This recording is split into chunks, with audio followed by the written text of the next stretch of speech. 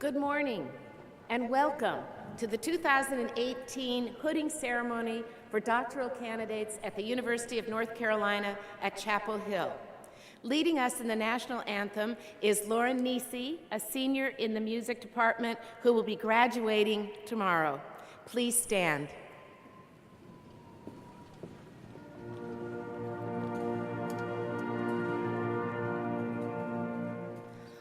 Oh, say, can you see by the dawn's early light what so proudly we hailed at the twilight's last gleaming, whose broad stripes and bright stars through the perilous fight o'er the ramparts we watched were so gallantly streaming, and the rockets red glare, the bombs bursting in air, gave proof through the night that our flag was still there.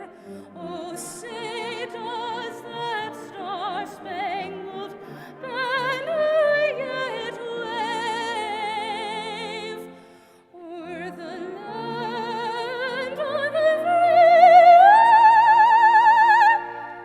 and the home of the brave?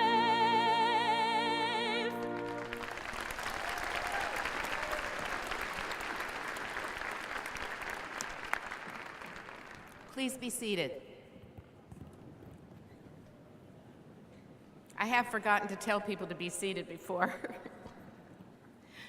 Today we come together to honor the recipients of the Doctor of Philosophy, the highest degree awarded in the Academy. The Hooding Ceremony is a time to celebrate our candidates' achievements and to thank them for their research and for the students they've inspired and for contributions to our university.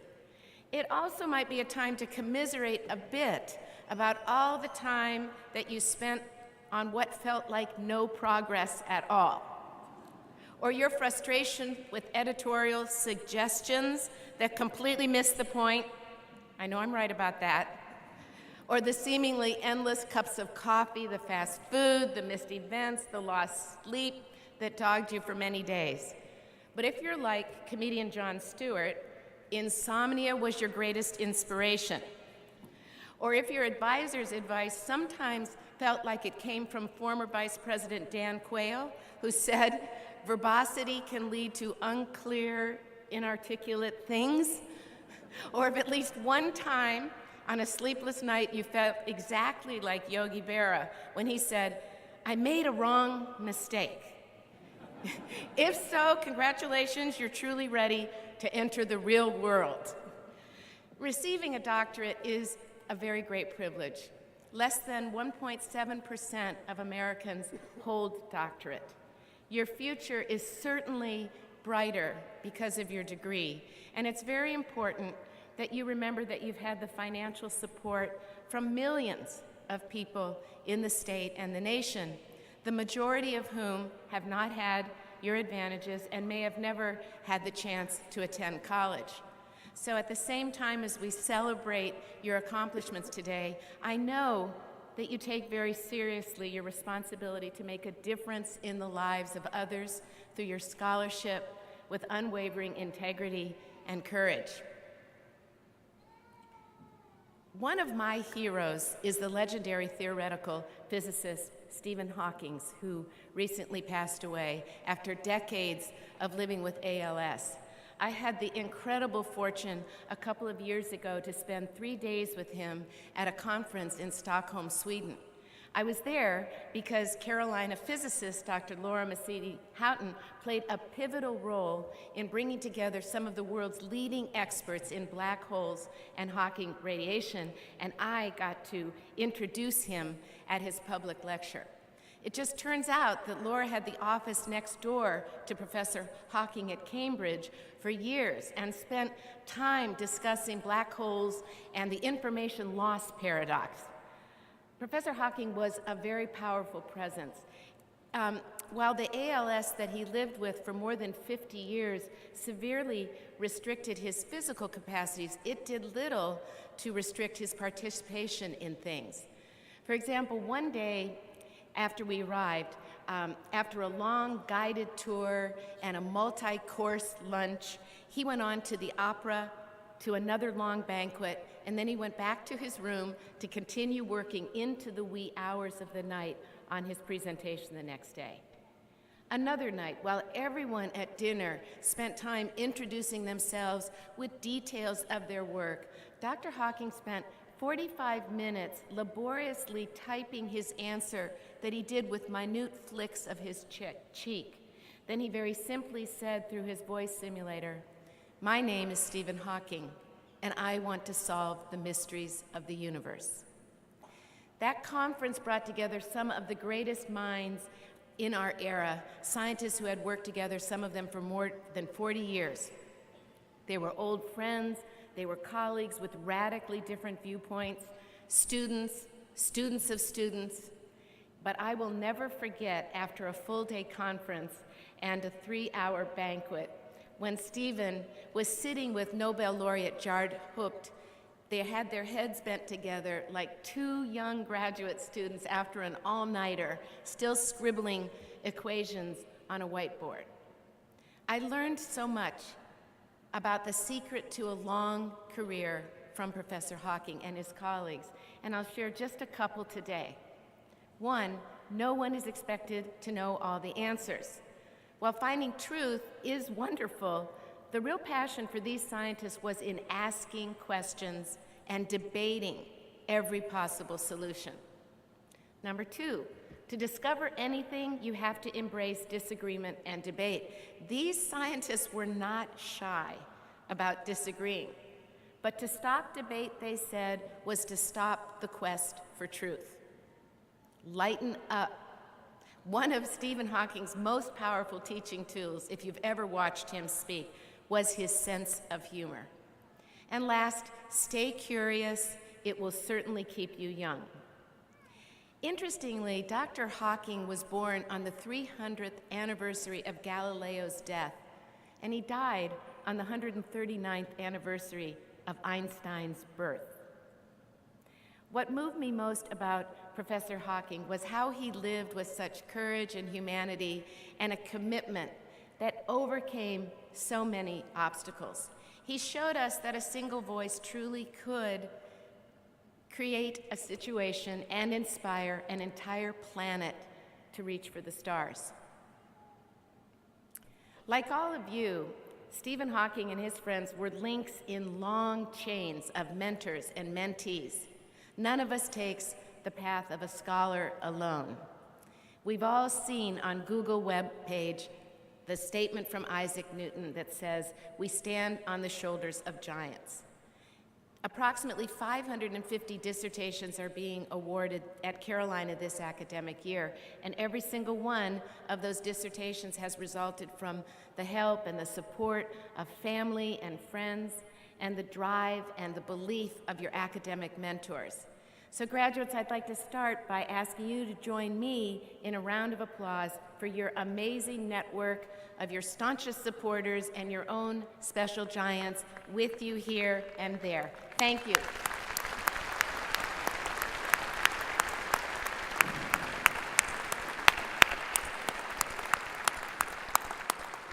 I also want to thank on all of our behalf Dean Steve Mattson for his leadership of the graduate school. Steve is all about students.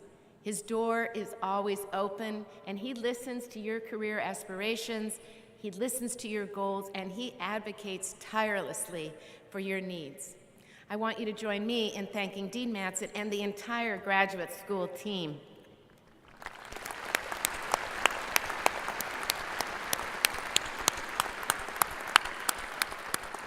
Okay, so let's get started with this special day.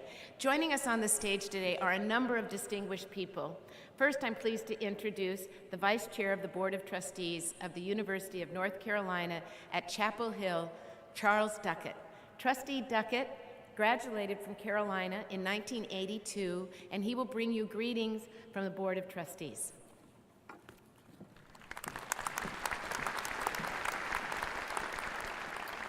Thank you. Congratulations, doctoral graduates. On behalf of the University of North Carolina Chapel Hill Board of Trustees, I'm honored to bring greetings and help celebrate your outstanding achievements. As trustees, one of our main goals is to support Chancellor Folt and the bold aspirations that we all have for Carolina's future. That future is articulated in the Blueprint for Next, a strategic framework that reflects the extensive campus input. We want to ensure students continue to receive extraordinary opportunities to learn, discover, and especially serve the public good here in North Carolina. All of you have seized such opportunities and have often made remarkable contributions during your years at Chapel Hill. Some of those contributions will endure for the life of this university. We're proud of everything that you have accomplished in research, in undergraduate teaching, and in public service. Your work has benefited people and communities throughout North Carolina and beyond. It has also further shaped the strong leadership skills that we're confident that you will continue to demonstrate during your professional careers. As you begin an important new chapter in your life, take time to consider the hard work, the resolve, and the support from others that kept you moving forward in challenging times. You have built relationships here with faculty, staff, fellow students, relationships that will last for a lifetime. These are people that believe in you. Please continue to cultivate these relationships and stay involved with your university. There are many faculty, staff, family, friends who are here today.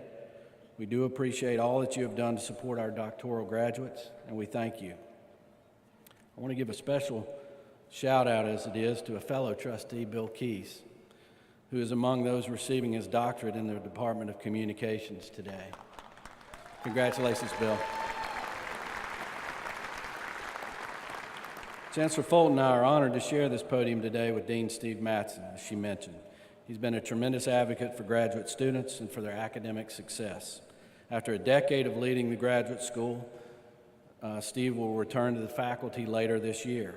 Dean Mattson, I want to take a moment to recognize your inspiring work on behalf of Carolina's talented graduate students. We thank you.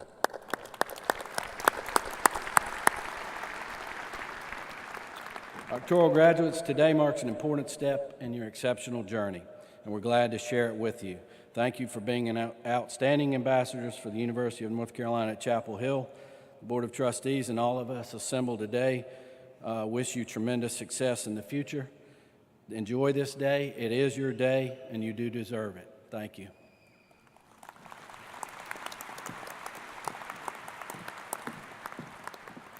Thank you, Trustee Duckett. I'd now like to introduce some other members of the platform party.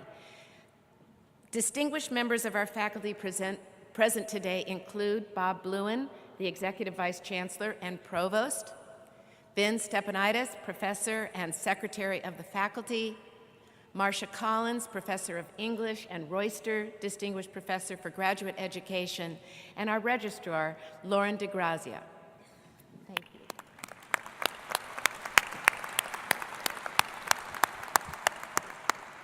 It's now my pleasure. Oh, excuse me, I want to make sure I said this right.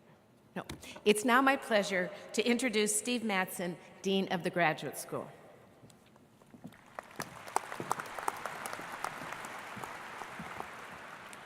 Thank you, Chancellor Fulton. Thank you, Trustee Duckett. Good morning. For close to 150 years, the University of North Carolina has been engaged in graduate education, preparing our future scientists, healthcare professionals, business leaders, public servants, teachers.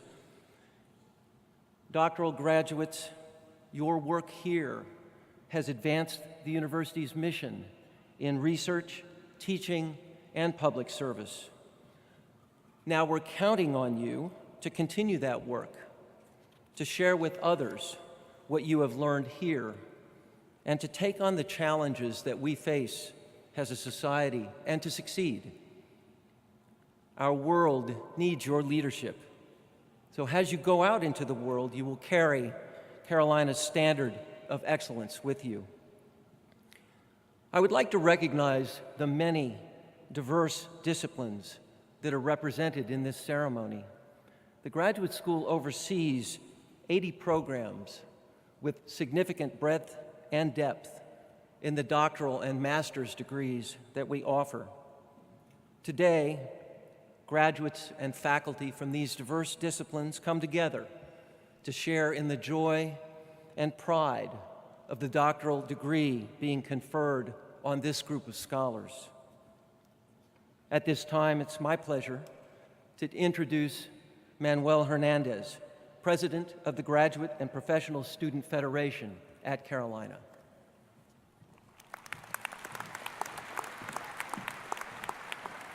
Good morning. It is my distinct honor to introduce our distinguished keynote speaker, Dr. Catherine Lofton. Dr. Lofton, a historian of religion, is a professor of religious studies, American studies, history, and divinity at Yale University. She received both her MA and PhD in religious studies from UNC-Chapel Hill. Dr. Lofton has written extensively on topics surrounding popular culture and the spiritual relationship that arises.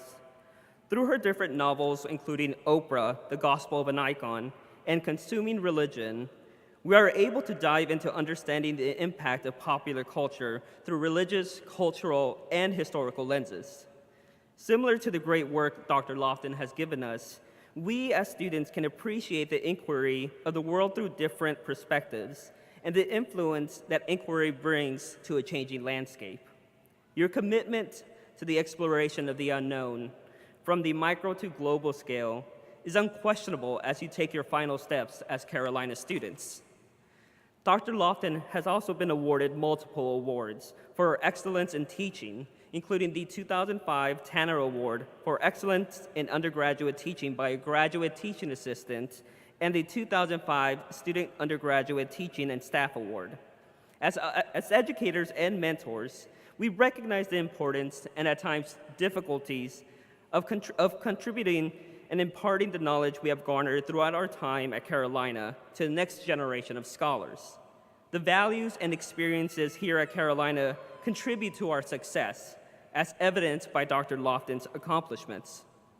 Additionally, Dr. Lofton is a fierce advocate for making universities an inclusive and equitable space for all. She is chair of the Religious Studies Department at Yale University and was appointed Deputy Dean for Diversity and Faculty Development. I commend Dr. Lofton for her exemplary advocacy work on behalf of students, promoting the ideals that we all hold dear as we navigate through the issues we have and will face in the coming years in our world. Please help me welcome Dr. Catherine Lofton back to Carolina.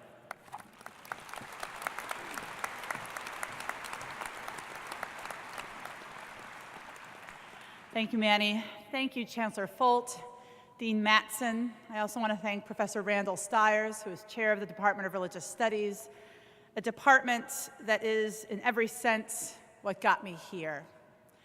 I am so honored to be standing in front of you. I am incredibly proud to be a graduate of this extraordinary institution. The title of my speech is Things I Thought About as I made the 30-minute walk to Estes Park Apartments after a night seminar between 2000 and 2002. I'm going to quit. I'm going to nursing school. I'm going to learn how to be a plumber. I'm going to become an investment banker. I don't know what I'm going to do, but I'm quitting. Which was the moment that broke me? Was it when Erin used the word postmodern 3 times in one sentence? Was it when Sarah said she isn't into theory to explain why she thought a book was weak? Or was it when James spent 6 minutes explaining to the room that we didn't understand the author's methodology? It's not them. They don't help, but really, it's me I can't stand. Why did I make that weird joke? Why didn't I interrupt James, but then I did interrupt Simon? Why did I think I had the right to be the first person to reply to that question that was obviously meant for Caleb, that weird staring dude who always sits outside the circle because he's clearly judging us for being in the circle? Why does the teacher seem to like Caleb so much? Why am I obsessed with Caleb? Caleb should become the professor. Caleb should definitely get his PhD. I should go to Baton Rouge and start a small business, or maybe move to Boulder and start a new religious movement. But I am definitely not going to get my PhD. Right now, I have $18.32 in my checking account, and that $18 is destined to go right into the coffers of Harris Teeter. Maybe I should work for Harris Teeter. Maybe I will use that $18 to only buy Hershey's chocolate. Maybe I will use it to buy mixers for the vodka left in the freezer. Maybe I will buy pasta and lettuce and be a proper adult. Am I a proper adult?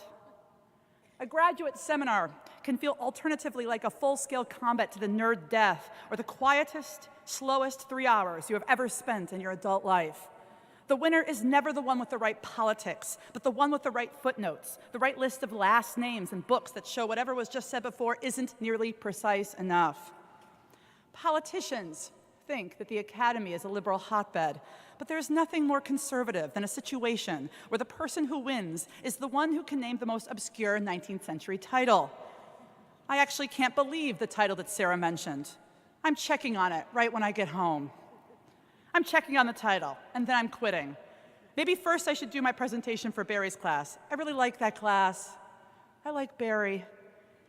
I think he hikes, and maybe that's why he's more happy than I am. I should hike more. Maybe I should take up rock climbing. That sounds expensive.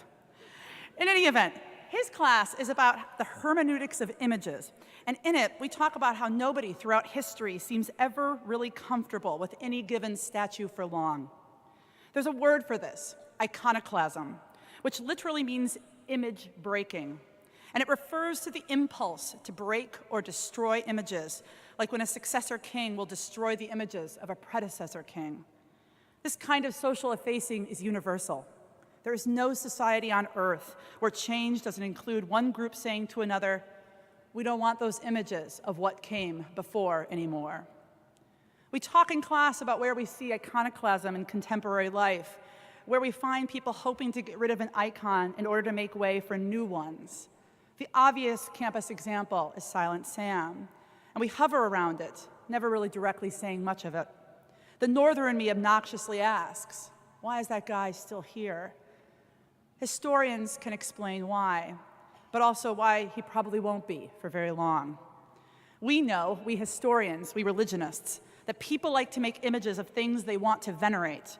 We know, too, that people like to destroy images so as to show that they have decided that other things now need veneration. This is not a sweet history. When Christian missionaries went to India in the 19th century, they attacked the vast numbers of icons of indigenous deities, saying that they were symbols of depravity. If we take down a statue, are we always doing something a little bit like that? Are we always telling one group that they are primitive and asserting that another group is the freshest civilization on the scene? Well, to speak like an academic, like I was trained here, yes and no.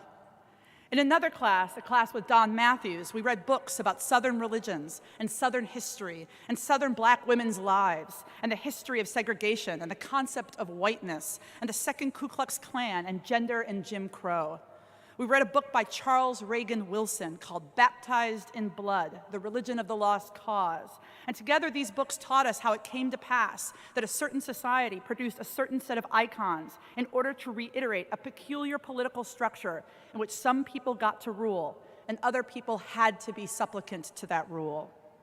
The historian of religions knows that one idea of ritual will quickly, inevitably be toppled by another, not in the quickness of time that anyone wants or needs, but in the slow accretion of seeing new things from old icons.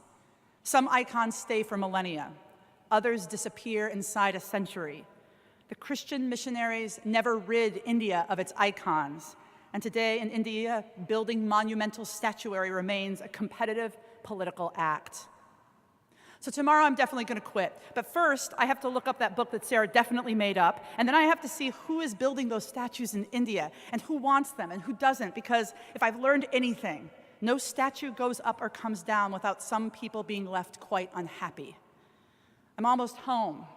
Now my favorite part of the walk, the switch off North Greensboro Street to Pleasant Street, a street with small, ungrand houses leading into the leafy border of Estes Park. I am walking home, and it is warm Carborough night, and I'm tired, and I'm less annoyed, and maybe still plotting escape. I haven't decided exactly to quit. It's 2002, and nobody thinks any statues are coming down. Nobody thinks the hall in which I'm learning, Saunders Hall, will lose its name because a geographer would find a footnote that proved it had to fall. It's 2002, and so many books haven't yet been published. Books like Fitzhugh Brundage's The Southern Past, or Crystal Feimster's Southern Horrors, or Donald Matthews' own At the Altar of Lynching. And so many more books that will come together, and in the enormously slow and deeply frustrating speed of academic time, we will build up a history of how certain commemorations feel soothing to some, but cause great harm to others, a history of how certain kinds of gendered pride produce disproportionate violence, a history of how some practices of civilization aren't creating the justice they think in their best light, they are actually trying to serve. Maybe someday I'll write a book. Maybe someday I'll be a chink in the story of how we come to choose one ritual over another, or how we, as a society, elect to serve one person's safety over another.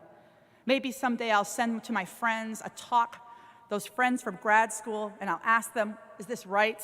And they'll say, it wasn't all hard. Some of it was kind of awesome, right? Maybe I'll remember how grad school at Carolina included incandescent days of spring flowers in the Arboretum and late nights closing Davis Library. Maybe what is difficult now will later be something I remember with love. Philosophers of religion work to tell us about what is good religion and what is bad religion. And as they do so, they have consistently pointed out that we don't pick good religions when we have bad motivations for religion.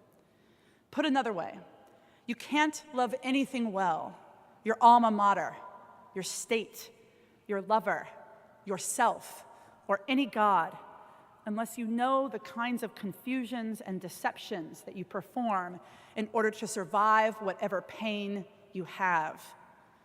People in pain do a lot of things.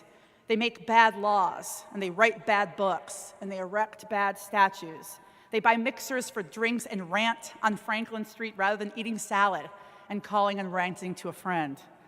And we go to universities not to decide what is definitively good and what is definitively bad, but to learn how to think through our discomforts and our pain with reason, and how to reason towards fairness, given the infinite complexities of human life, toward the good and the bad that will inevitably haunt every day, every job, and every walk home from work.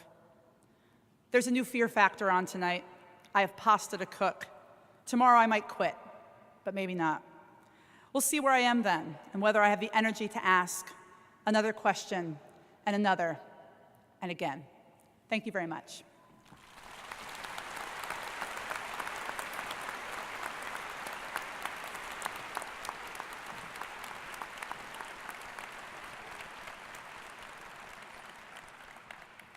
Thank you, Dr. Lofton. Now, I ask the first row of candidates for doctoral degrees to come forward as directed by the faculty marshal. As we prepare to recognize our graduates, I would like to take a moment to explain the significance of the hood. The hooding ceremony is derived from medieval university traditions. In the 12th and 13th centuries, when universities were taking form, they were under the jurisdiction of the church. Those studying wore a habit or cloak to which was attached a cowl or a hood. The hood seems to have had three uses: a covering, a shoulder cape, and a bag for collecting alms. Many of us have heard a story, whether true or not, of the small cup formed by the folds of cloth at the back of the hood being used as a receptacle for coins offered by grateful students after a particularly inspiring lecture by their teacher. The colors symbolize school and broad discipline, as explained in your program. The presentation of the hood by the student's mentor symbolizes the welcoming of a graduate as a full-fledged member in the community of scholars. As I call the name of each doctoral candidate and his or her advisor, I ask that the student and advisor proceed onto the stage. At this point, the advisor and Provost Bluen will ceremoniously place the hood on the student. The student and advisor will then proceed to the farthest end of the stage to receive congratulations from Chancellor Folt. If the student's advisor is not present, Provost Bluen and Royster Professor Marcia Collins will present the hood to the student. I want to call your attention to those students who are wearing gold cords. These students are members of the Royster Society of Fellows, the graduate school's most prestigious graduate fellowship program. There is a professional photographer at the foot of the stage who will be taking photos of each graduate.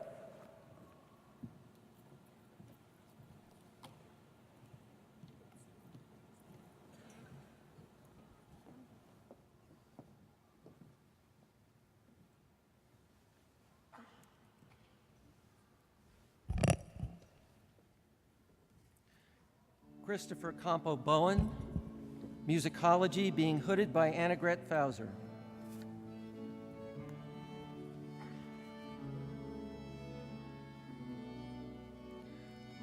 Patrick Charles McCarter, Bioinformatics and Computational Biology, being hooded by Barry Lentz.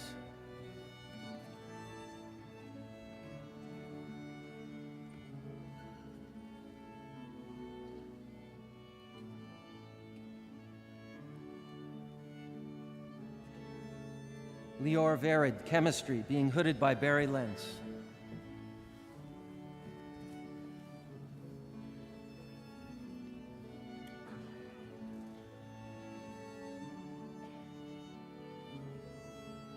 Michelle Palacios, Microbiology and Immunology, being hooded by Bruce Cairns.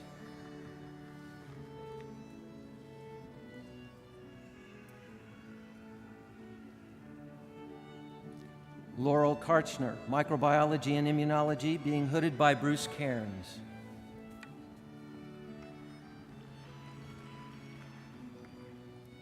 Peter Samuel Samai, Epidemiology, being hooded by Marilee Gammon.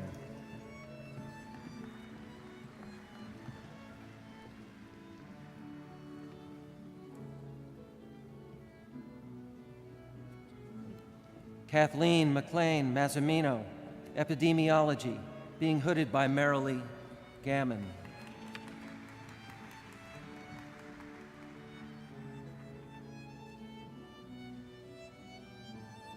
Eleni Zagoro, Education, being hooded by Lynn Vernon Fegans.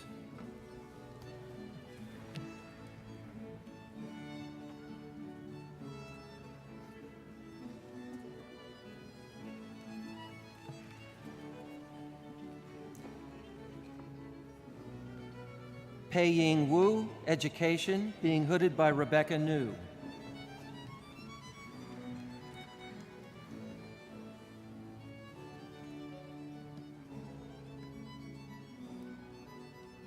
Christine Alessandra Mills, Pharmacology, being hooded by Michael Emanuel.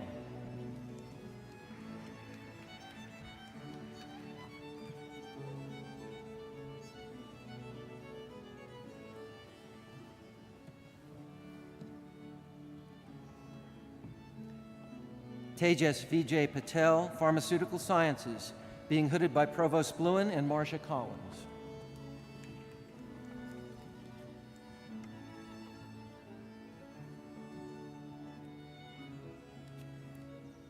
Tricia A. Dant, Microbiology and Immunology, being hooded by Yisong Wan.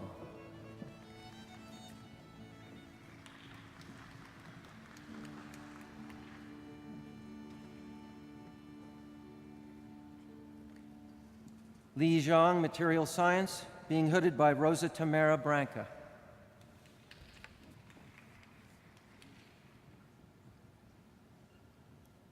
Elena Martha Lyman, Varangus, Psychology, being hooded by Kelly Giovanello and Kevin Guskowitz.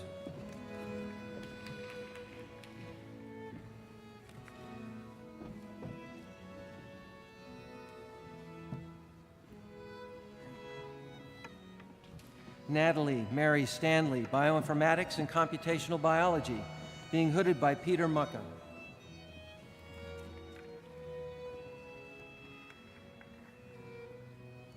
Samuel Blackwell, Heroy, Mathematics, being hooded by Peter Mucka.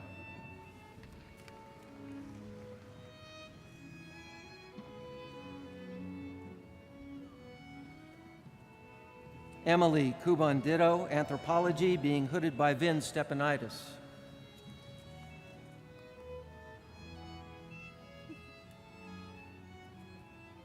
David J. Cranford, Anthropology, being hooded by Vin Stepanitis.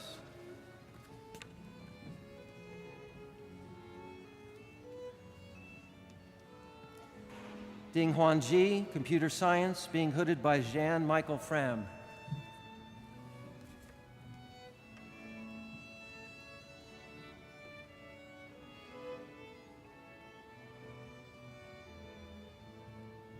Ki Wang, Computer Science, being hooded by Jan Michael Fram.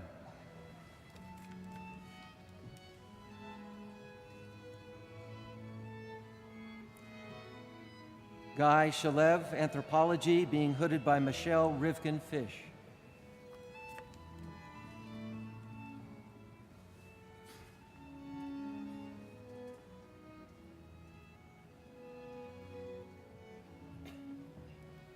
Travis Avery Dyer, Business Administration, being hooded by Eva Labro.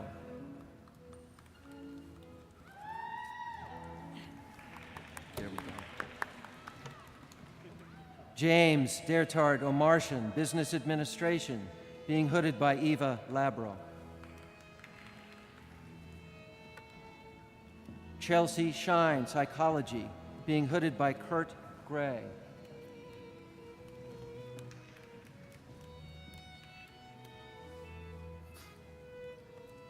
John Paul Pizzo Belmonte, Marine Sciences, being hooded by Harvey Syme.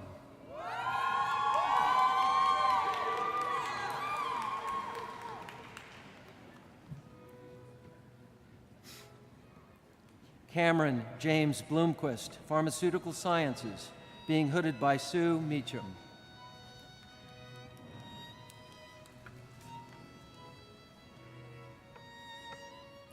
Amina Wali, Genetics and Molecular Biology, being hooded by Ian Davis.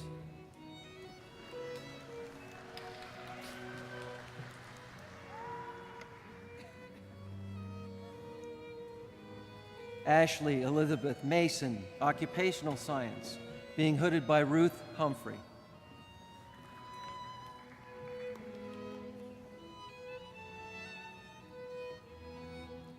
Jessica Bullens-Giroux, Neuroscience, being hooded by John Gilmore.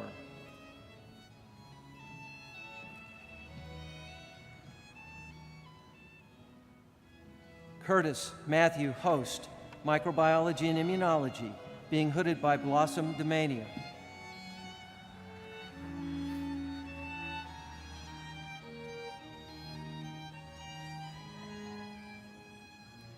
Kelsey Renee Brereton, Chemistry, being hooded by Alex Miller.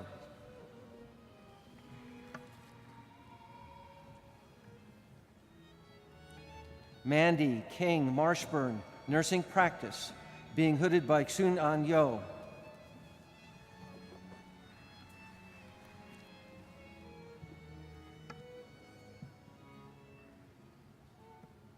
Mary Catherine Kitana, Nursing Practice, being hooded by Meg Somarodi.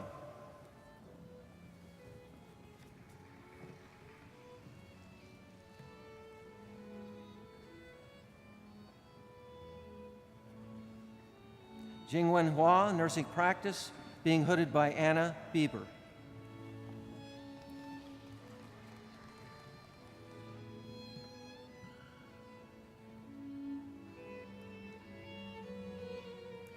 Sana Awad Al-Sulami, Nursing, being hooded by Gwen Sherwood.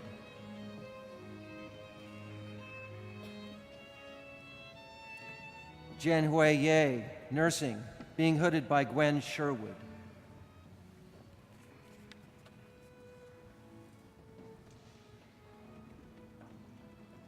Yang Yu, Statistics and Operations Research, being hooded by James Marin.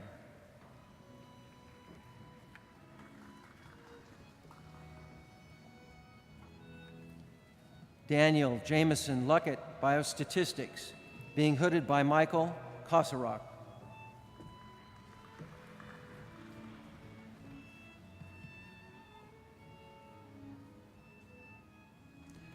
Yifan Kai, Statistics and Operations Research, being hooded by Michael Kosarak and Jan Henning.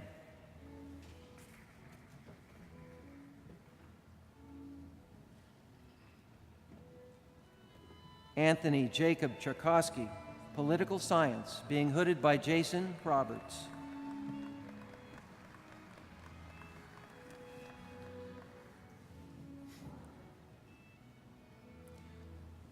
Yunja Liu, Statistics and Operations Research, being hooded by Amarjit Buddharaja.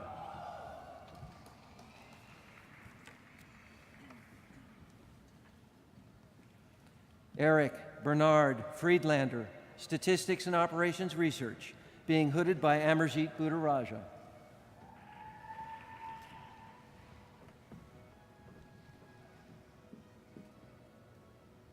Dylan Isaac Glotzer, Statistics and Operations Research, being hooded by Vladis Papiris.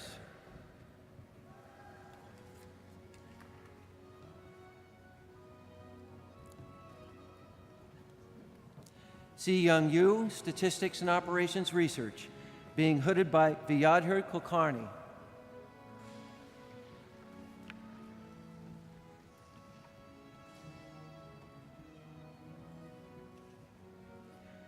Melissa Butcher Holt, Nursing Practice, being hooded by Jennifer Dioria.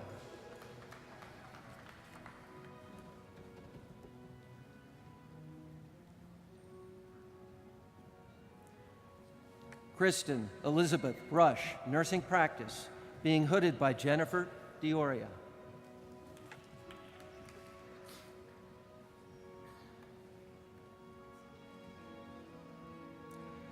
Lindsay Megan Carpenter, nursing practice, being hooded by Jennifer Dioria.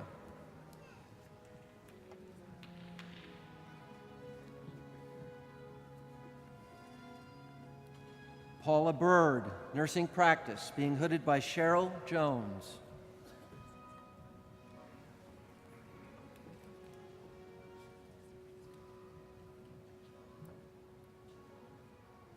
Anusha Smith, nursing practice, being hooded by Cheryl Giscombe.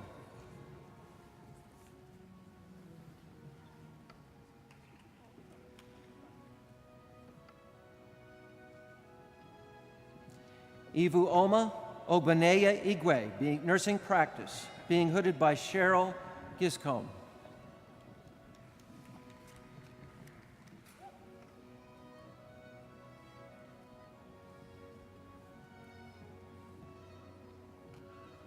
Dakar Scott Howell, nursing practice, being hooded by Noreen Esposito.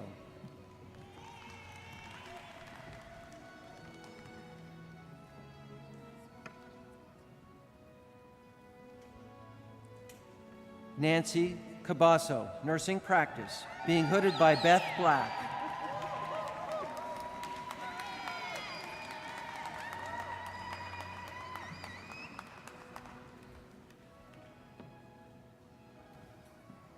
Marizi Eshkahi, Speech and Hearing Sciences, being hooded by David Zajac.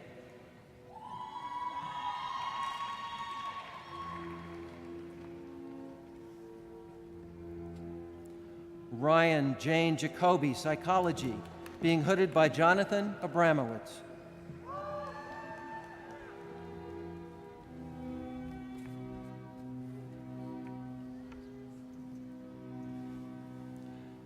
Kristen Michelle Healy, Psychology, being hooded by Jonathan Abramowitz.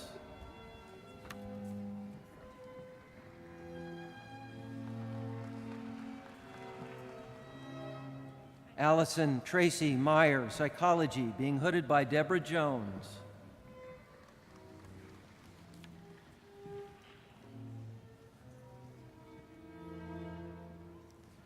Michelle Alejandra Gonzalez, Psychology, being hooded by Deborah Jones.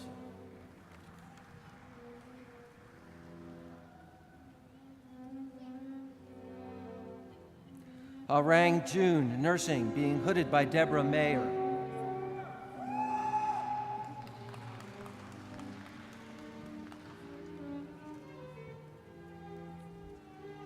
Nakia C. Best, Nursing, being hooded by Linda Bieber.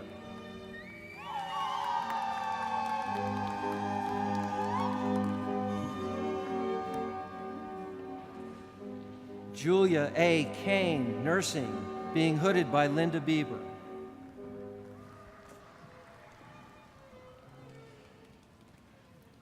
Carrie A. Hill, Nursing, being hooded by Sheila Santacroce.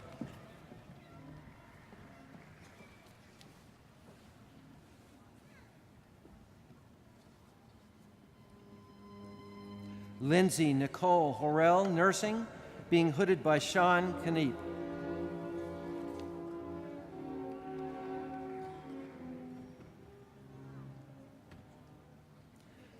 Gabriella Arandia, Health Behavior, being hooded by Laura Linan.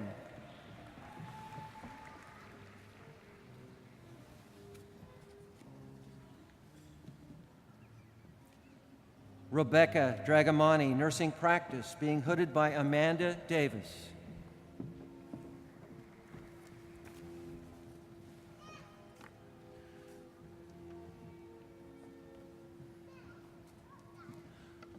William Augustus Keyes IV, Communication Studies, being hooded by William Balthrop.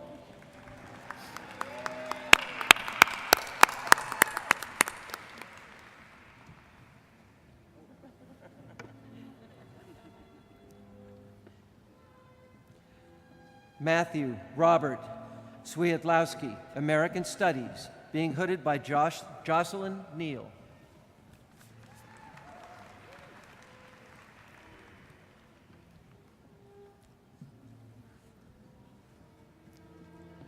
Trista Laurel Rice Porter, American Studies, being hooded by Bernard Herman.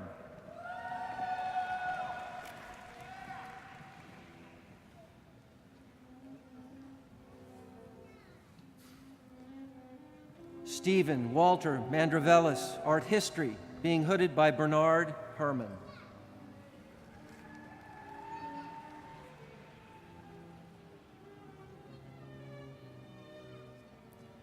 Chelsea Naylor, Psychology, being hooded by Jean-Louise Garipe.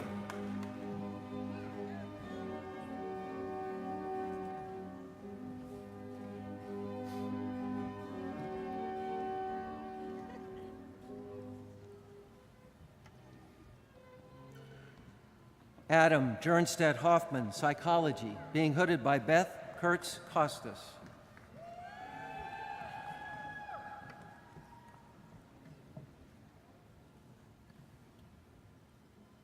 Marie E. Camarota, Psychology, being hooded by Martha Cox and Kathy Proper.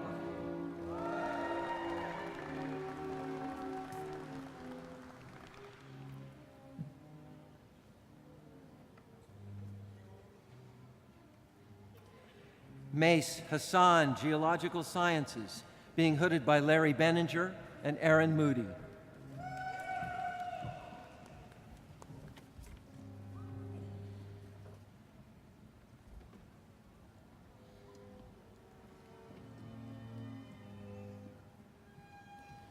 Samuel Isaac Rosen, Business Administration, being hooded by Yasser Hualam.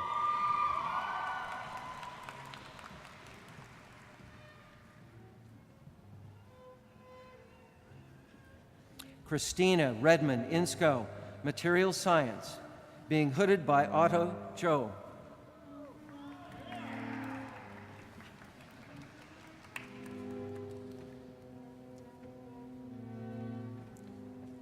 Gonting Wu, Physics, being hooded by Otto Cho.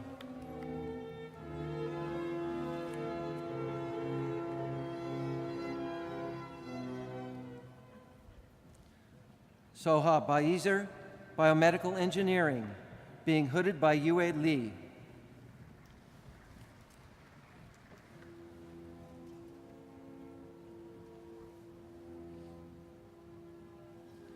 Sarah Wallace Knoll, Speech and Hearing Sciences, being hooded by Linda Watson.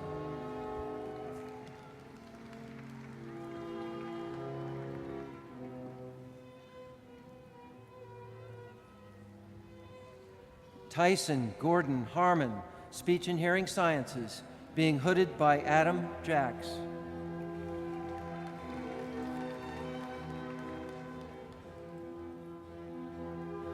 Robert Welch Call, Physics, being hooded by Dwayne Deerdorf.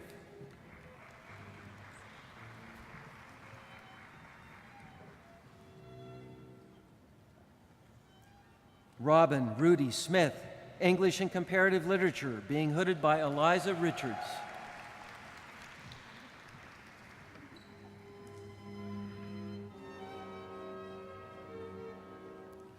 Susanna Lee Geiser, English and Comparative Literature, being hooded by Jean Moscow.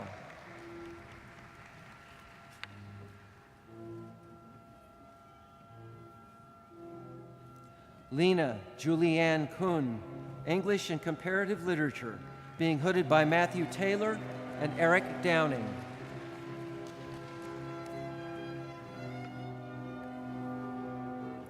Richard M. Lambert III, German Studies, being hooded by Richard Langston.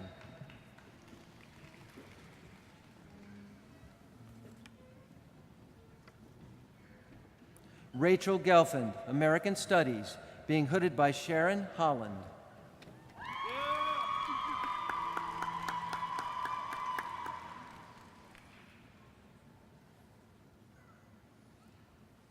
Elijah Hayward III, American Studies, being hooded by Sharon Holland.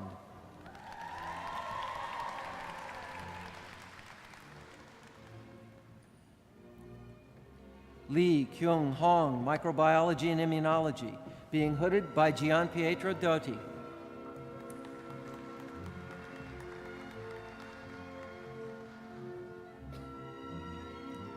Jacob S. Perry, Mathematics, being hooded by Jason Metcalf.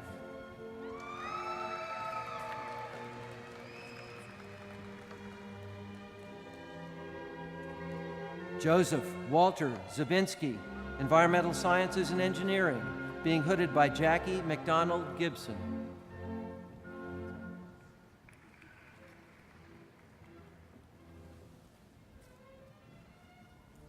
Andrew Paul Berna, Biomedical Engineering, being hooded by Provost Bluen and Marcia Collins.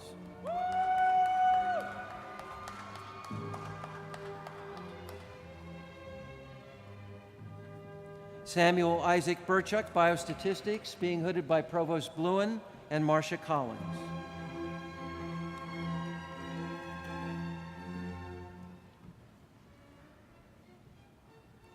Hunyun Suk Lee, Business Administration, being hooded by Sarah Vanan Kisavan.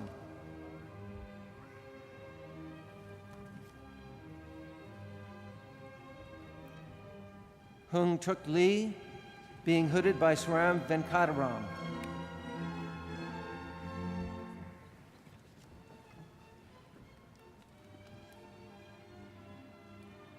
Chi Lu, Biomedical Engineering, being hooded by Li Huang.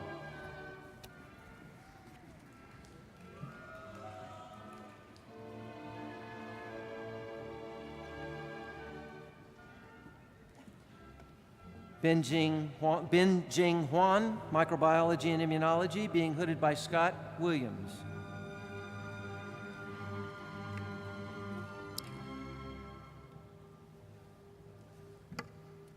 Jennifer Catherine Heppert, Biology, being hooded by Bob Goldstein.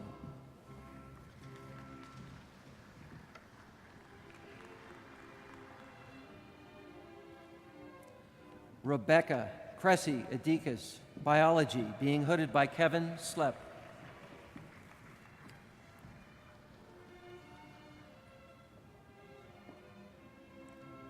Amy Elizabeth Burns, Biochemistry and Biophysics, being hooded by Kevin Slepp.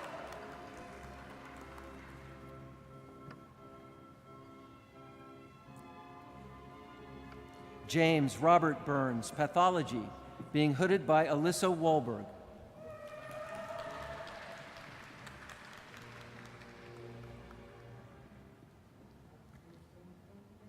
Justin Ye, Biology, being hooded by Provost Bluen and Marcia Collins.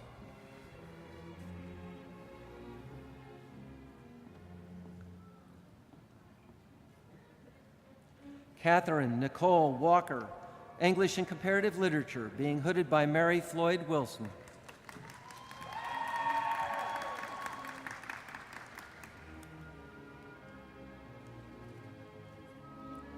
Caitlin Grace Watt, English and Comparative Literature, being hooded by Mary Floyd Wilson.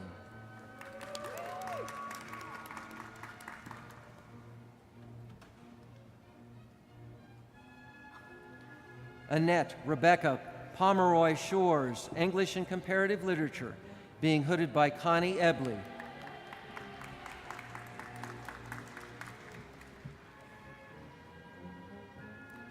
Ray X. Yan, English and Comparative Literature, being hooded by John McGowan and Beverly Taylor.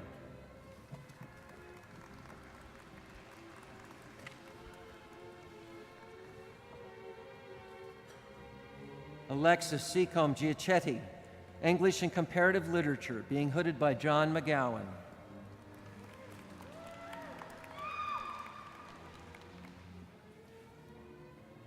Christopher Martin Caver, Political Science, being hooded by John McGowan.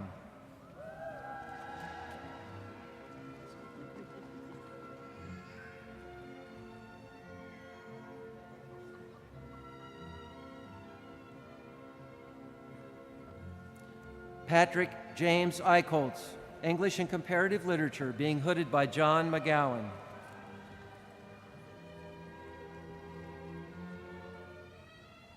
Andrew Robert Belton, English and Comparative Literature, being hooded by Provost Bluen and Marcia Collins.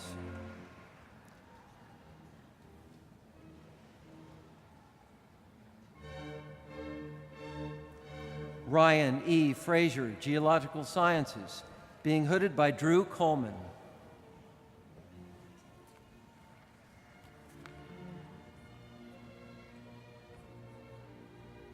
Stephanie Ann Barrow, Chemistry, being hooded by Eric Brewstad.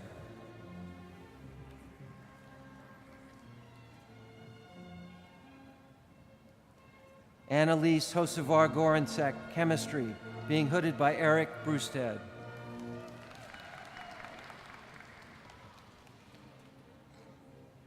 Patrick Joseph De Silva, Religious Studies, being hooded by Carl Ernst.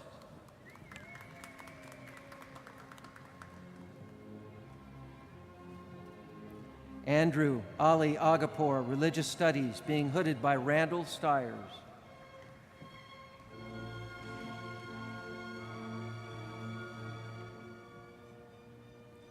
Latasha Stanbeck Woods, School Psychology, being hooded by Stephen Knotek.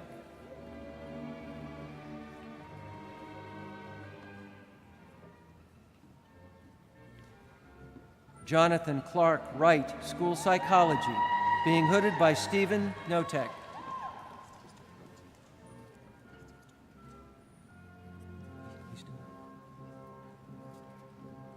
Brendan David Hendrick, School Psychology, being hooded by Steve Knotek.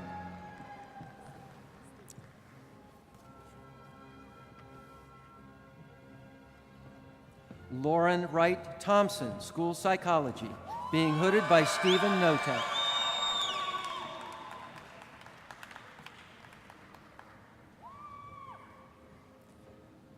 Caddy Noel Hobbs, Chemistry, being hooded by Mark Whiteman.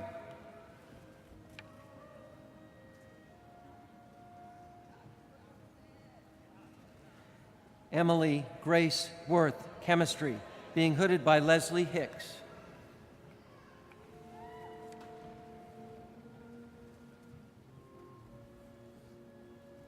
Matthew Tyler Campbell, Chemistry, being hooded by Gary Glish.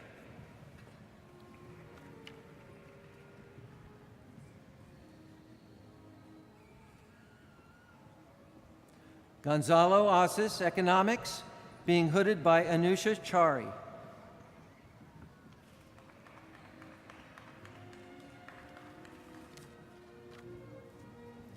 Jennifer Ree, Economics, being hooded by Anusha Chari.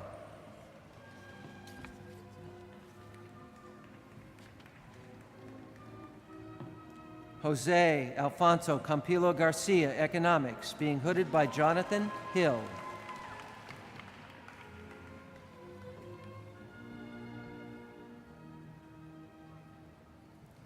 Joshua Thomas Horvath, Economics, being hooded by Jane Cooley Froywood.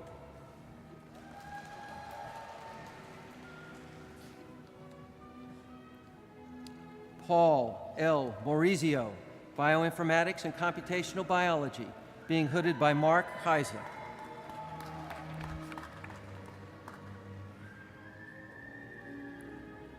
Elizabeth Humphreys Altenin, Geological Sciences, being hooded by Tamlin Pavlesky.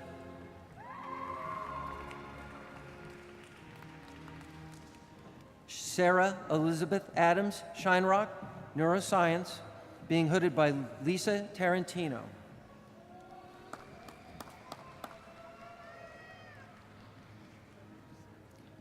Rachel Cara McMullen, Genetics and Molecular Biology, being hooded by Fernando Pardo Manuel de Viena.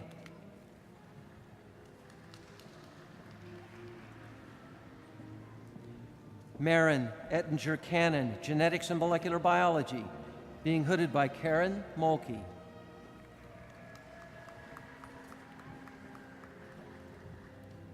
John Stevens Runge, Genetics and Molecular Biology, being hooded by Terry Magnuson.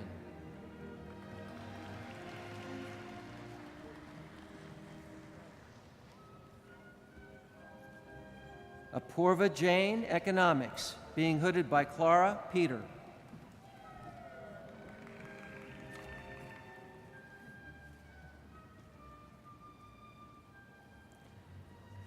Jing Zhou, Economics, being hooded by Donna Gillespie.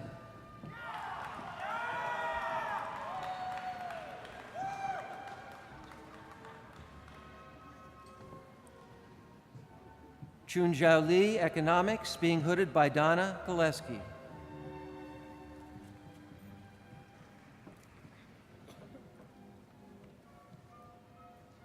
Mark Janko, Geography, being hooded by Michael Emsch.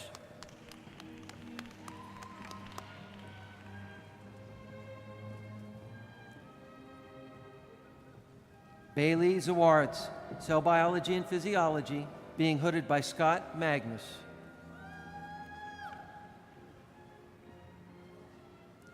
Brooke Campbell Matson, Cell Biology and Physiology, being hooded by Scott Magnus.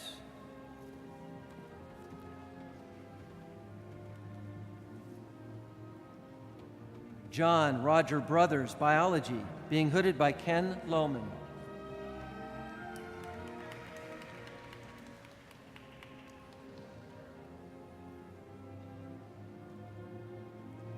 David Andrew Ernst, Biology, being hooded by Ken Lohman.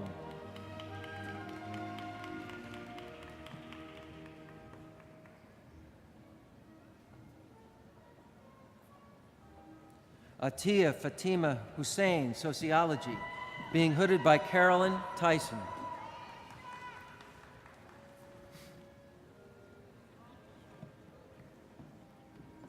Renee Catherine Ryberg, Sociology, being hooded by Lisa Pierce.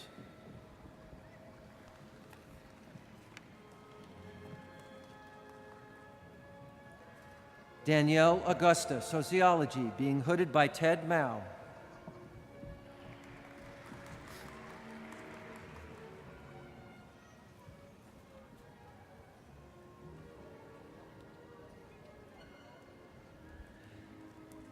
Holly Catherine Strout Epsteiner, Sociology, being hooded by Arnie Kalleberg.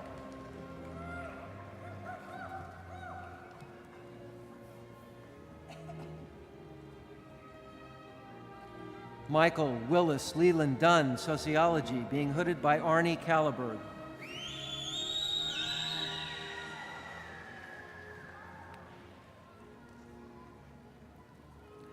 Sarah Morris Cody, Sociology, being hooded by Kenneth Andrews.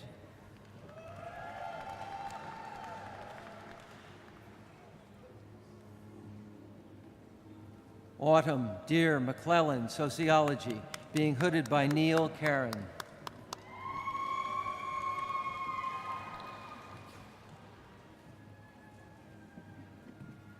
Emma Seal Bowers, Toxicology, being hooded by David Diaz Sanchez.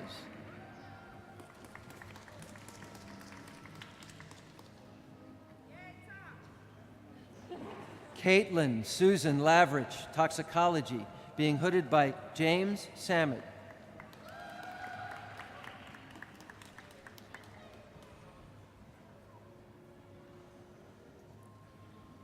Madeline Huang, Toxicology, being hooded by Merrick Steiblo.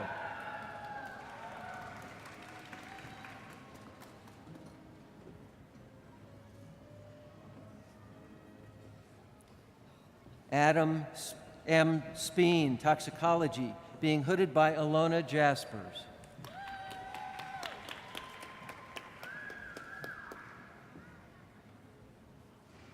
Philip Wayne Clapp, Toxicology, being hooded by Ilona Jaspers.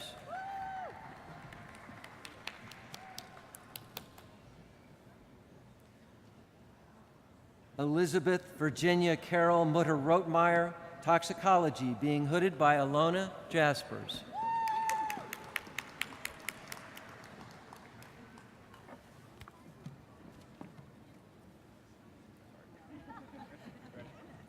Kimberly Maddie Stratford, Toxicology, being hooded by Ilona Jaspers.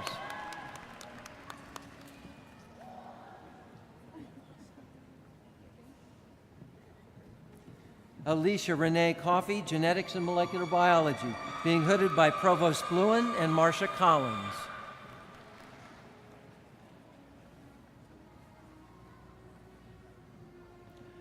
Andres Ruben Henriquez Coria, Toxicology, being hooded by Urmila Codavanti.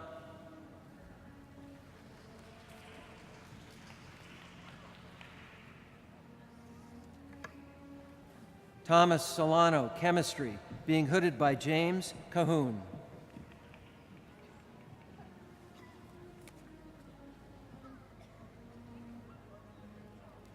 Catherine Ann Grace Baker, Curriculum and Instruction, being hooded by Susan Friel.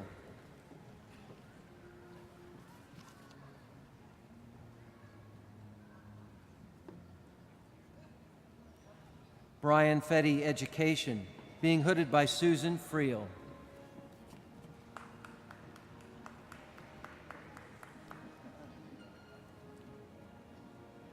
Elizabeth Hassler, History, being hooded by Marcus Bull.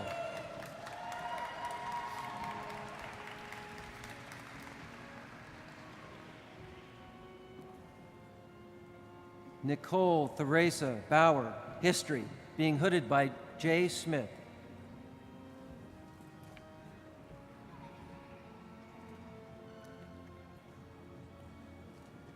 Lewis Howard Porter, History, being hooded by Donald Raleigh.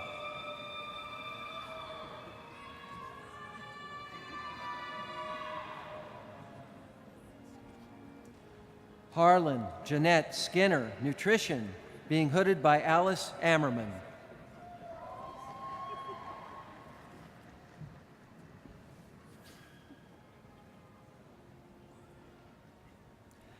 Christopher Charles Fraser, Physics, being hooded by Fabian Heitz.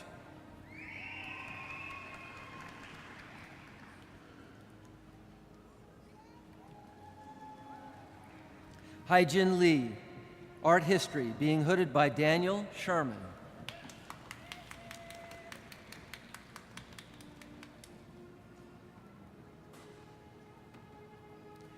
Kim Bobier, Art History, being hooded by John Bowles.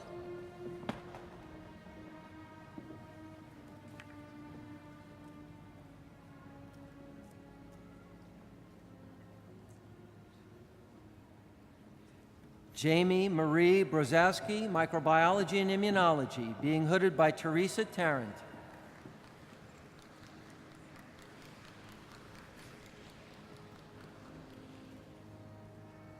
Dana Christine Pasquale, Epidemiology, being hooded by William Miller.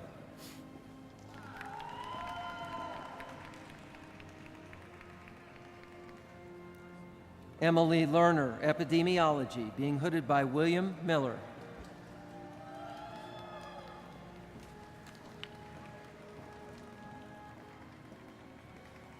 Christine Lynn Gray, Epidemiology, being hooded by Brian Wells Pence.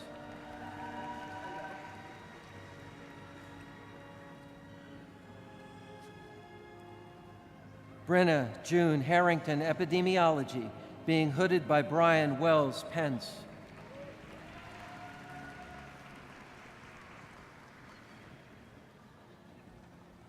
Erin Cook, Biochemistry and Biophysics, being hooded by Wolfgang Bargmeyer.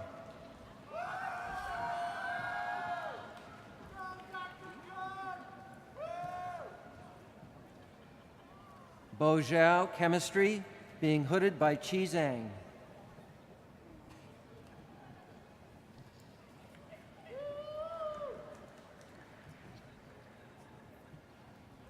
Robert Kyle Driggers, Philosophy, being hooded by Mark Lang.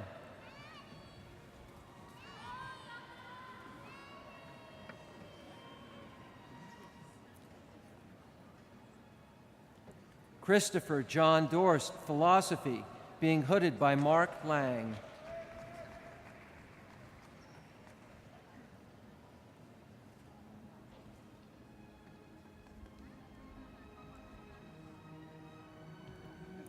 Qingqing Zhang, Chemistry, being hooded by Wei Yao.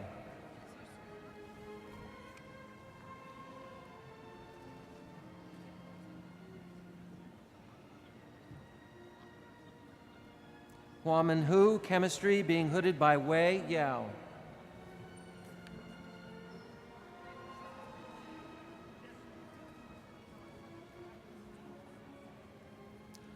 Megan Jones Degler, Education, being hooded by Jocelyn Glazier.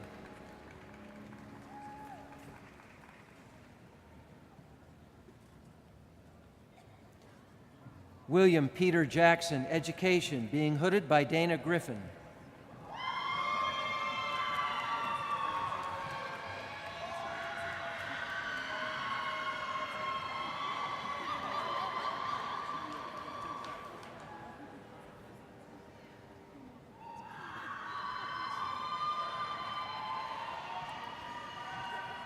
Catherine B. Ruzinski, Epidemiology, being hooded by Audrey Pettifor.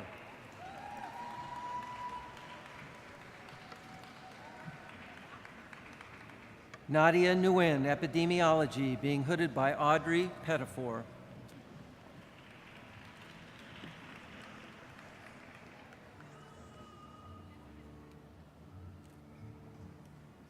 Marie Stoner, Epidemiology, being hooded by Audrey Pettifor.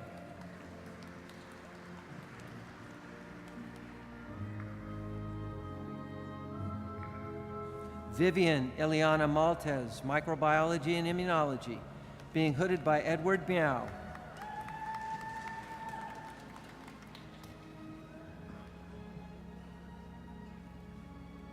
Sarah Whitney Renner, Genetics and Molecular Biology, being hooded by Provost Bluen and Marcia Collins.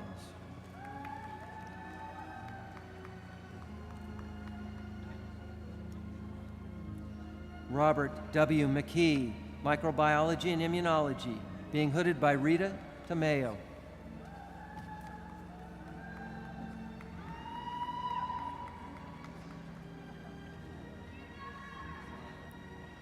Brandon Anjuan Foster, Microbiology and Immunology, being hooded by Rita Tamayo.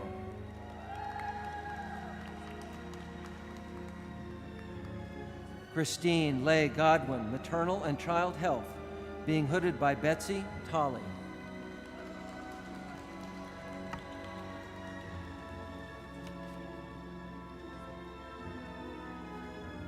Kate Shahan, Health Policy and Management, being hooded by Antonia Bennett.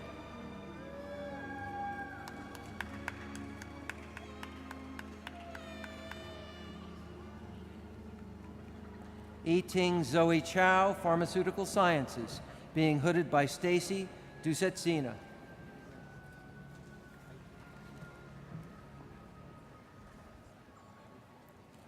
Aaron Nicholas Wynn, Health Policy and Management, being hooded by Stacy Dusetsina.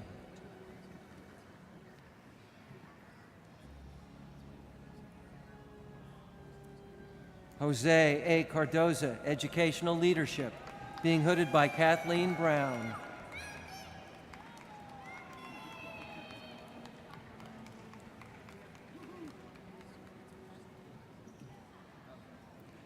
Helen Holland Avis, Education, being hooded by Kathleen Brown.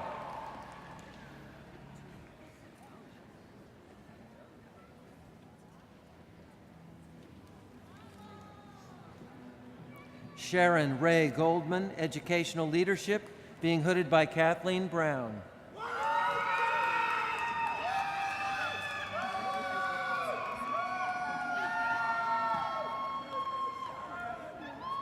Cassandra K. Haney, Biochemistry and Biophysics, being hooded by Saskia Naher.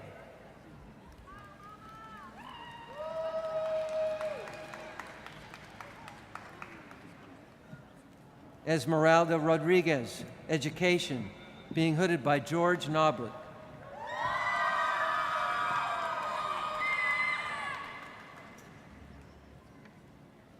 Timothy Donald Condor, Education, being hooded by George Noblet.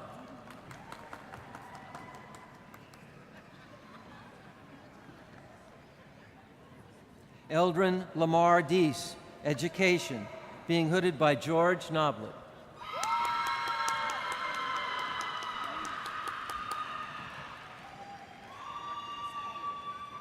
Alexandra Jean Reyes, Education, being hooded by Juan Carrillo.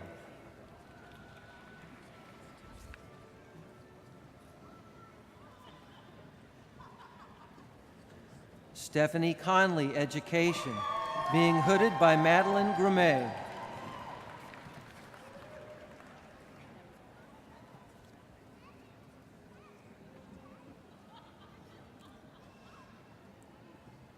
Andrew L. Osterheg, Anthropology, being hooded by Rudolph Colorado Mansfield.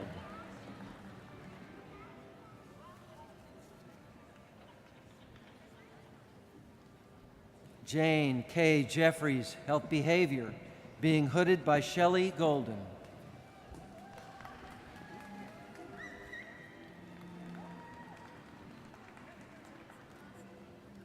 Yael R. Symes, Health Behavior, being hooded by Shelley Golden.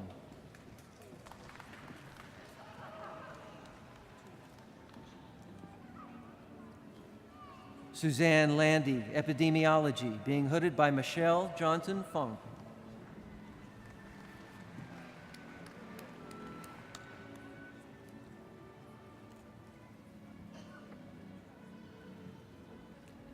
Mitchell Mark Conover, Epidemiology, being hooded by Michelle Johnson Funk.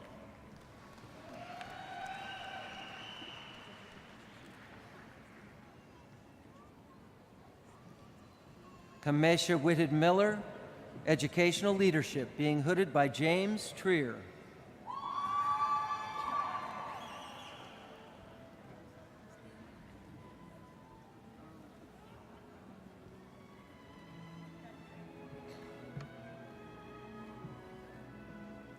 Zara Ahmed, Health Leadership, being hooded by Sandra Green.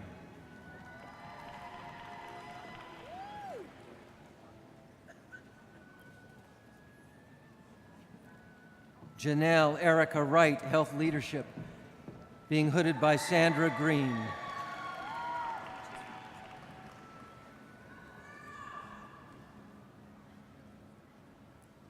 David Adler, Health Leadership, being hooded by Jonathan Oberlander.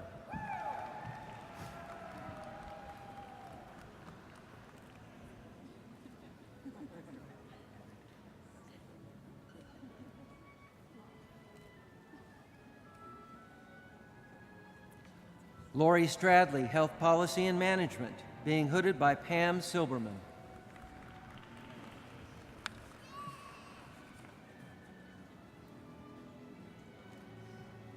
Jennifer C. Morgan, Health Behavior, being hooded by Noel Brewer.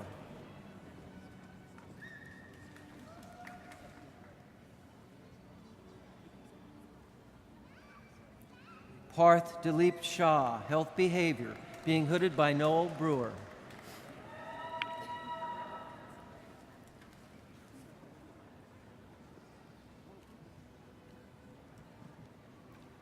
Sarah Coet, Health Behavior, being hooded by Kate Music.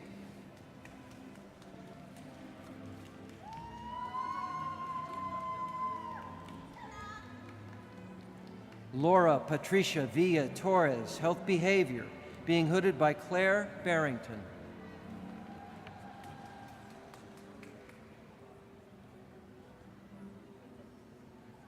Carl Andrew Ziegler, Physics, being hooded by Nicholas Law.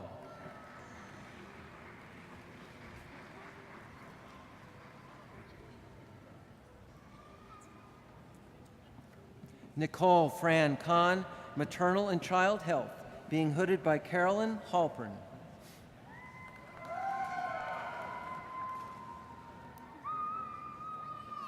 Rebecca Nauman, Epidemiology, being hooded by Steve Marshall.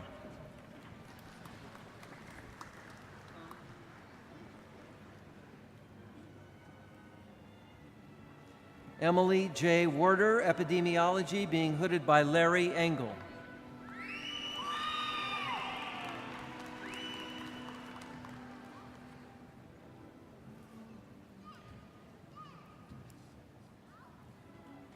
Nadja Alexandra Villo, Epidemiology, being hooded by Jennifer Smith.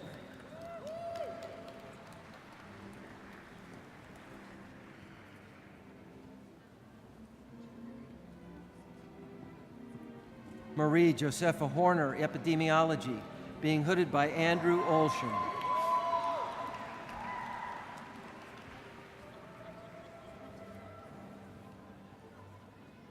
Laura McGuinn, Epidemiology, being hooded by Julie Daniels.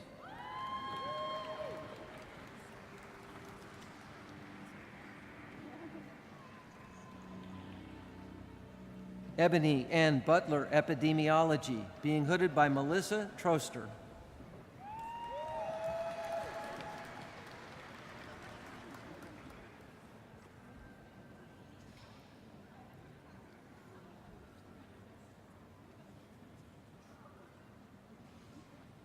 Lindsay Almquist Williams, Epidemiology, being hooded by Melissa Troster.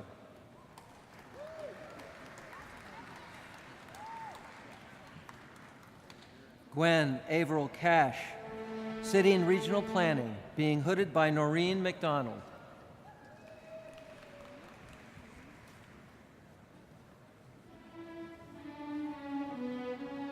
Lindsay Maurer Braun, City and Regional Planning, being hooded by Noreen McDonald.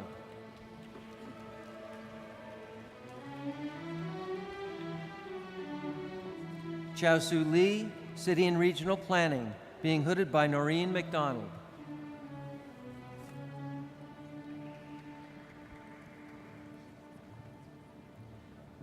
Kay Peng, City and Regional Planning, being hooded by Nikhil Kaza.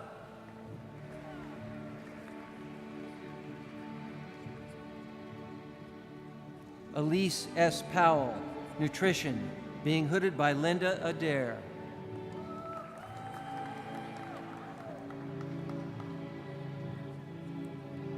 Alyssa Joy Kozo, Nutrition, being hooded by Liza Mikowski.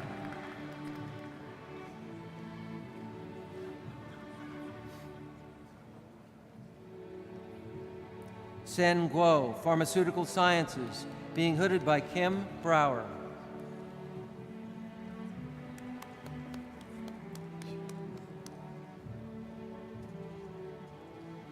Adam J. Sage, Pharmaceutical Sciences, being hooded by Delesha Carpenter.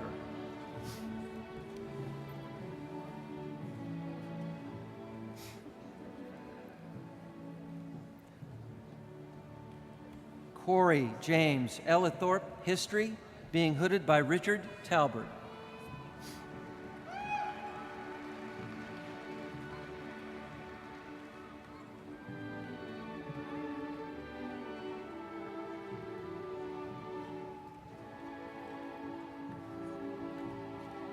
Julia Bennett Ward, Epidemiology, being hooded by Whitney Robinson.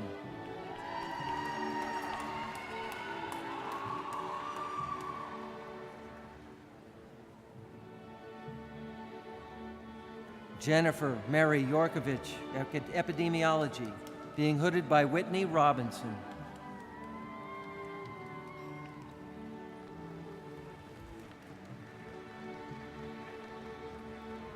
Gandervaka Loka Miles, Epidemiology, being hooded by Till Sturmer.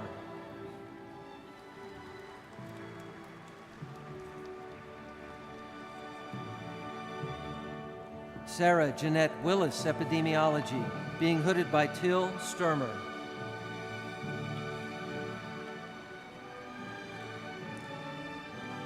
Shakia Trenace Hardy, Epidemiology, being hooded by Geraldo Heiss.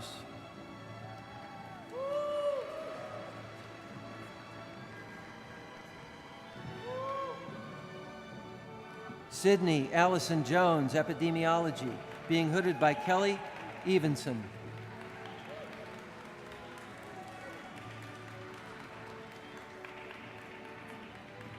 Scott Andrew Davis, Pharmaceutical Sciences, being hooded by Betsy Sleep.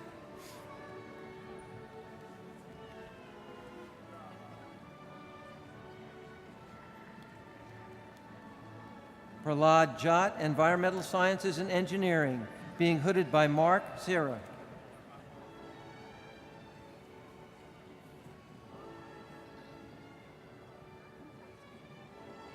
Angela Alimo O'Donnell, English and Comparative Literature, being hooded by Provost Bluen and Marcia Collins.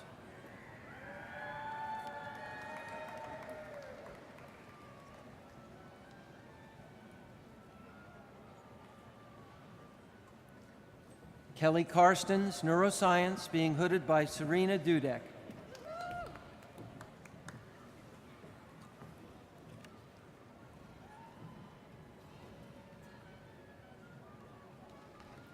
Katie Lynn Healy, Psychology, being hooded by Catherine Reisner.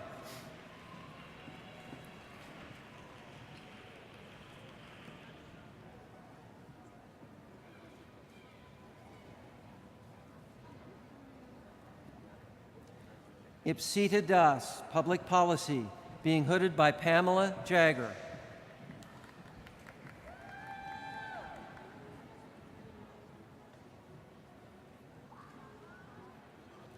Adria Nicole Molotsky, Public Policy, being hooded by Pamela Jagger.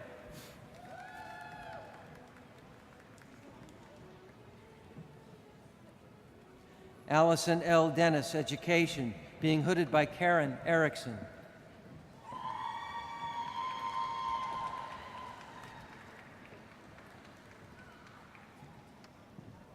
Brian Barkley, Biostatistics, being hooded by Michael Hudgens.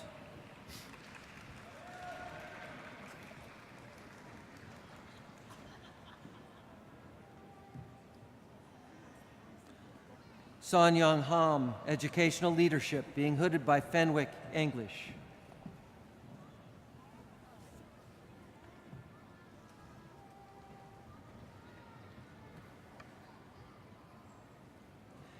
Deidre Natasha Scott, Educational Leadership, being hooded by Fenwick English.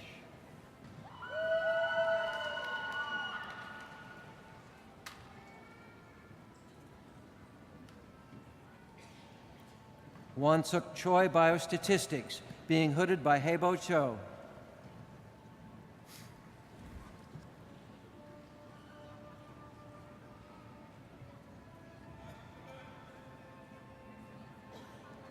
Rebecca Patrice Wilson, Biostatistics, being hooded by John Wen Kai.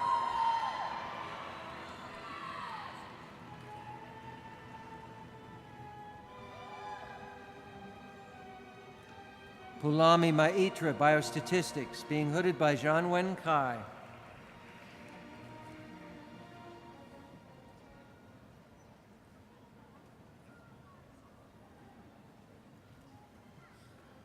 Maureen Joanna Findley, Educational Leadership, being hooded by Brian Gibbs.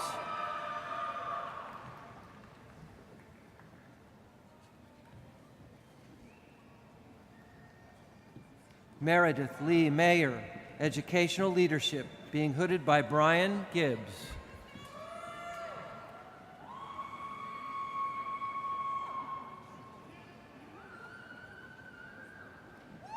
Courtney Daniela Cox, Educational Leadership, being hooded by Catherine Marshall.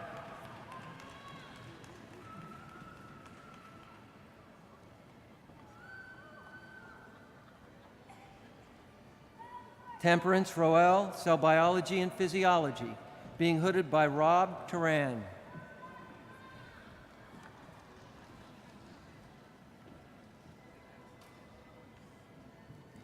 Dina Keeling, Educational Leadership, being hooded by Dana Thompson Dorsey and Eric Hauk.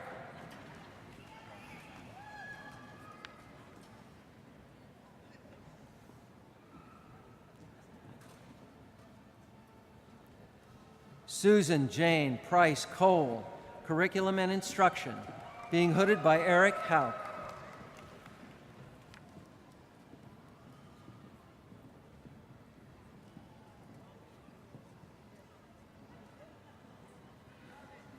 Jason M. Sinkfield, Educational Leadership, being hooded by Eric Hauk.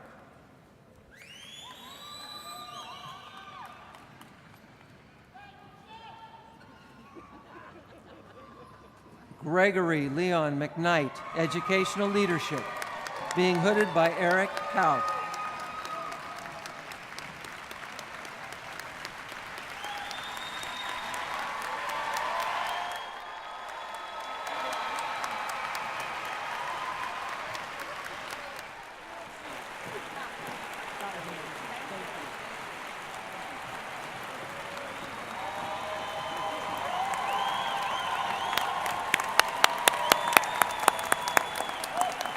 You know, you all can stand up. Give yourselves a round of applause.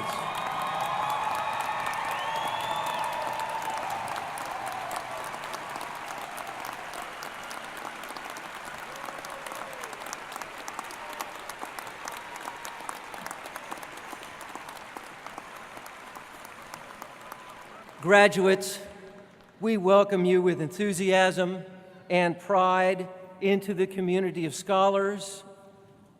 And now, please sit down. I want to acknowledge the special bond that's formed between students and faculty at the graduate level. The relationship between faculty advisor and graduate student is both professional and very personal. A big part of our students' success, and I'm sure they'd agree, is due to their faculty mentors. The faculty members at Carolina take their roles as mentors very seriously, and it's this mentoring role that makes today's ceremony so special. Exceptional faculty mentors provide a supportive environment that brings forth the very best from the students they mentor. They encourage graduate students to establish their own record of scholarly activity. They achieve a successful record of graduate degree completion among their students. We, as a university, must encourage faculty mentors in their diligence and compassionate mentoring to honor and support this exceptional level of commitment. The Graduate School presents an annual Faculty Award for Excellence in Doctoral Mentoring. The number of nominations we receive from doctoral students and the content of those nominations is an affirmation of our faculty's dedication to graduate students. Please join me in thanking all our faculty mentors for all they do for graduate education on this campus.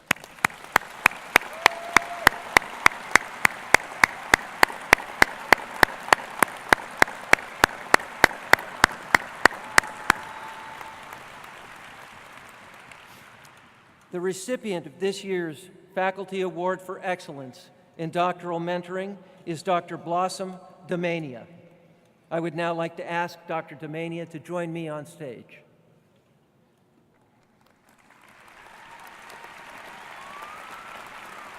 As Dr. Damania makes her way to the stage, let me share a few additional words about this award.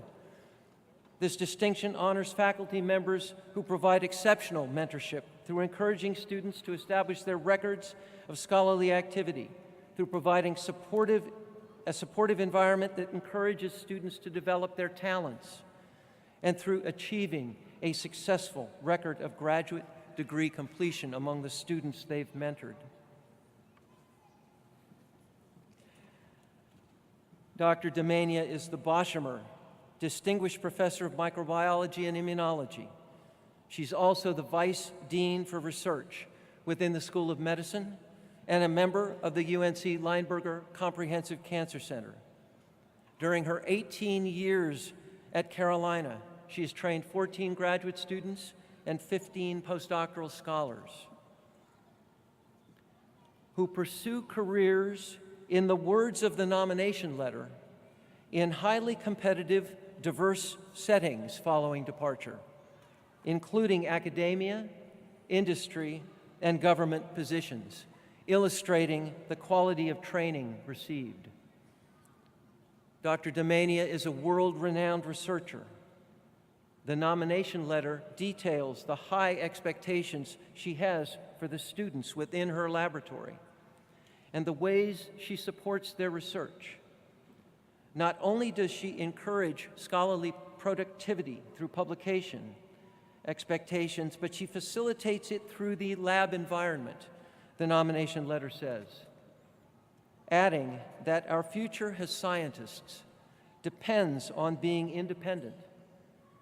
And Blossom has found that giving us the room to grow with proper support effectively establishes that independence.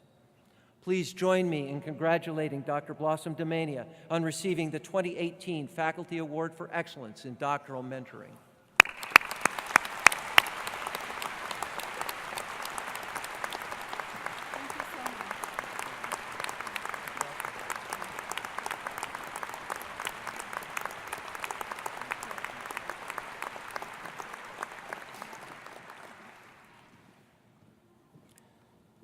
A final charge from the graduate school before you go. Graduates, You've been recognized today for your successful completion of doctoral studies, a process that takes years of commitment and self-discipline.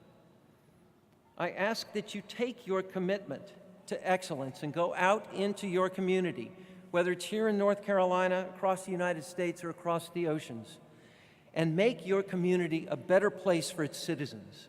Lend your passion and your knowledge to your community and watch it grow and prosper. I want to mention that the university-wide commencement ceremony will occur tomorrow at 9 a.m. in Keenan Stadium, and you are all welcome to attend.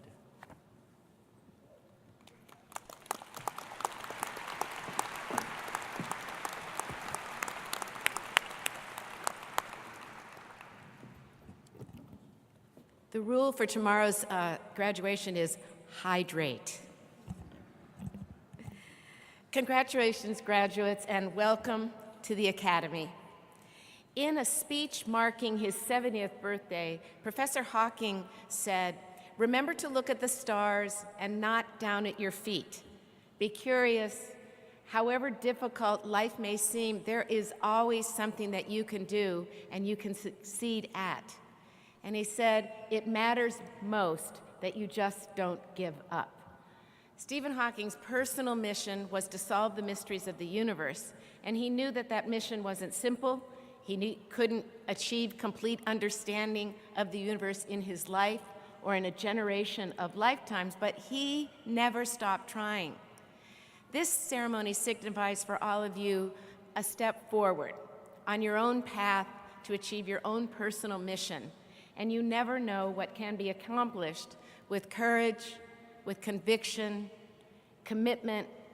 As Stephen, and I'm also going to say our wonderful speaker, Dr. Catherine Lofton, today said and showed, a little bit of humor.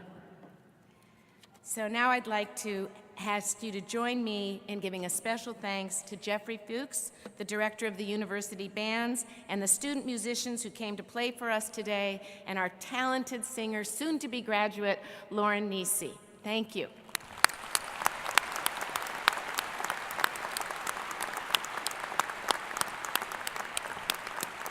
I'd like everyone to join us to stand as we sing the alma mater.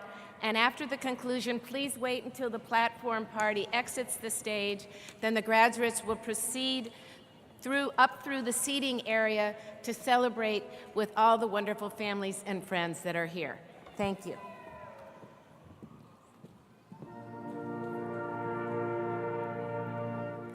Hark the sound of Tar Heel voices ringing clear and true, singing Carolina's praises, shouting and see you. Hail to the brightest star of all, clear its radiant shine. Carolina, priceless gem, receive all praises thine. I'm a Tar Heel born, I'm a Tar Heel bred, and when I die, I'm a Tar Heel dead. So it's rah rah Carolina, Lina, rah rah Carolina, rah rah Carolina, rah rah rah.